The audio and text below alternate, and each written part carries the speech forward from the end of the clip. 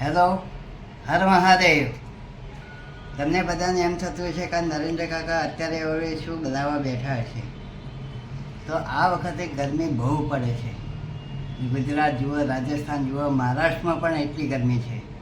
અને all over વર્લ્ડની અંદર ગરમી પડી રહી છે.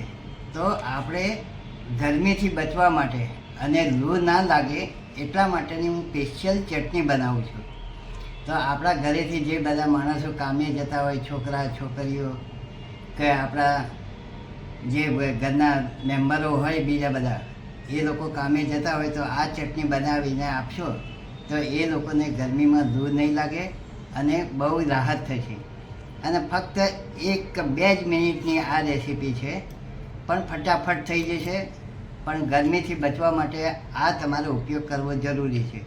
તો એના માટે આપણે શું કરવાનું છે, મેં આ કાચી કેરી સમારીને રાખી છે, બરાબર. તો આ કાચી કેરીને આપણે મિક્સર ગ્રાઇન્ડમાં નાખી દેવાની.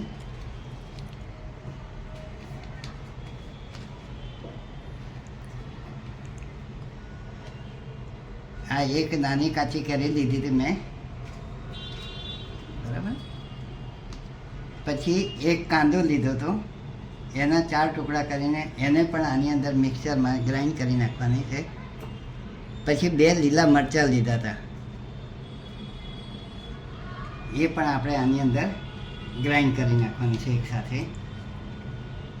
અને ઠંડક માટેની આ કોથમીર લીધી છે, ડાળખા સાથે લઈ લેવાની અને ધોઈને લેવાની છે. મેં ધોઈને તૈયાર કરીને તૈયાર રાખી છે. અને આ છે ફુદીનો પણ ડાળખા સાથે લઈ લેવાનો, બરાબર. આમાં પાણી નાખવાની કોઈ જરૂર નથી, અને જરૂર પડશે તો થોડુંક જ પાણી હું નાખીશ આમાં. અને સાથે આ કેરી છે એટલે આપણે ગોળ લેવાનો છે, ગોળ પણ આની અંદર નાખી દેવાનો સ્વાદ અનુસાર, બરાબર.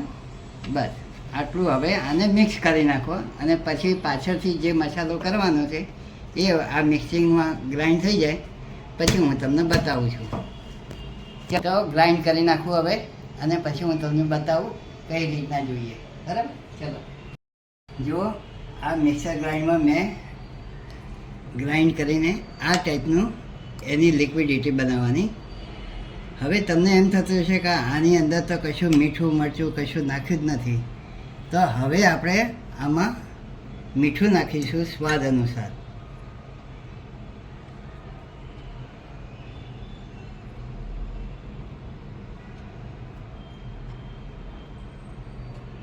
અને લાલ મરચું નહીં આવે, પણ કાળા મરીનો પાવડર નાખવાનો, સ્વાદ અનુસાર નાખી દેવાનું.